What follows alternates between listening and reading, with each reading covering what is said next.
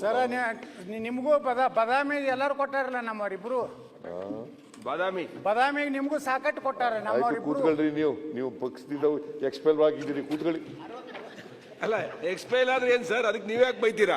ಅಲ್ಲ ಅವ್ರು ಸರ್ ಅವ್ರ ಎಕ್ಸ್ಪೈಲ್ ಆಗಿ ನೀವ್ ಯಾಕೆ ಹೇಳ್ತೀರಾ ಸರ್? ಅಲ್ಲ ಪಾರ್ಟಿಯಿಂದ ಎಕ್ಸ್ಪೈಲ್ ಅವರು ಶಾಸಕರದಾರ. ಮಂತ್ರಿಗಳೇ ನಿಮ್ಮನ್ನು ದೇವೇಗೌಡರು ಎಕ್ಸ್ಪೆಲ್ ಮಾಡಿದ್ರಲ್ಲ, ತಮ್ಮನು ಎಕ್ಸ್ಪೆಲ್ ಮಾಡಿದ್ರು ಸರ್ ದೇವೇಗೌಡರು.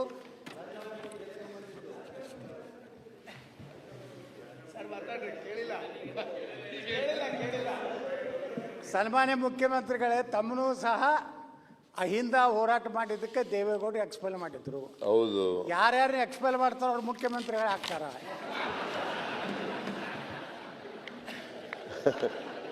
ಈಗ ನೀವು ಮುಖ್ಯಮಂತ್ರಿ ಆದ್ರೆ ಬಹಳ ಸಂತೋಷ. ಯಾವ ಪಾರ್ಟಿಯಿಂದ ಆಗದು? ನೀವು ಯಾವ ಪಾರ್ಟಿಯಿಂದ ಆಗದು? ಬಿಜೆಪಿಯಿಂದ ಎಕ್ಸ್ಪೆಲ್ ಮಾಡ್ಬಿಟ್ಟಿದ್ದಾರೆ.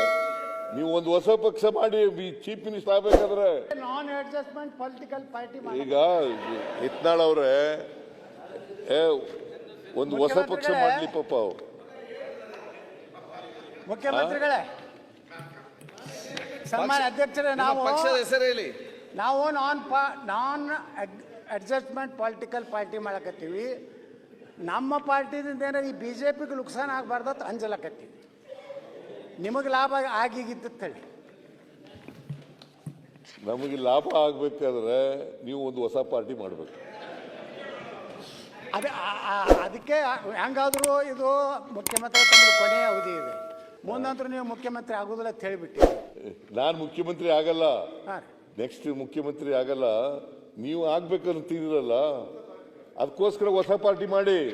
ಅದೇ ಸರ್, ಈಗ ನೀವು ಮುಖ್ಯಮಂತ್ರಿ ಆಗುದಿಲ್ಲ ಅಂದ್ರೆ ನಿಮ್ಮ ಏನು ಓಟ್ ಅದೋ ಎಲ್ಲ ನಮ್ಮ ಕಡೆ ಬರ್ತಾವೆ, ನಾವು ಮುಖ್ಯಮಂತ್ರಿ ಆಗ್ತೀವಿ. ಯಾವ ಕಾರಣಕ್ಕೂ ನಮ್ಮ ಓಟ್ಗಳು ಇವ್ರ ಜೊತೆ ಹೋಗಲ್ಲ. ಯಾಕಂತಂದ್ರೆ ಇವರು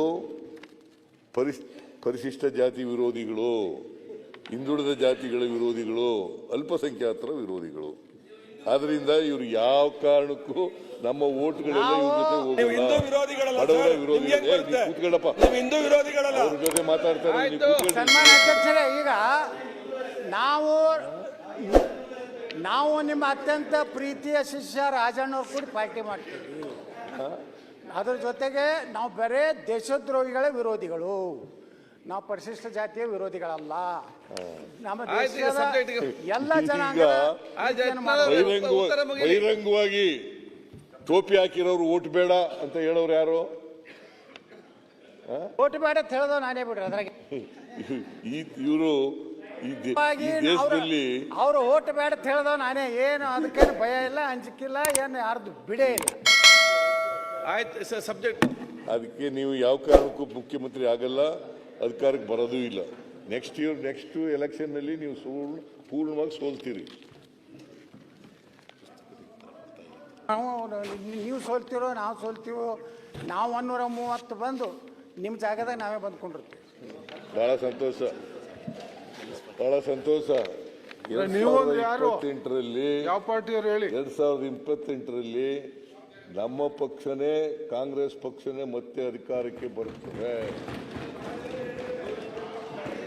100ಕ್ಕೆ 100 ಸತ್ಯ.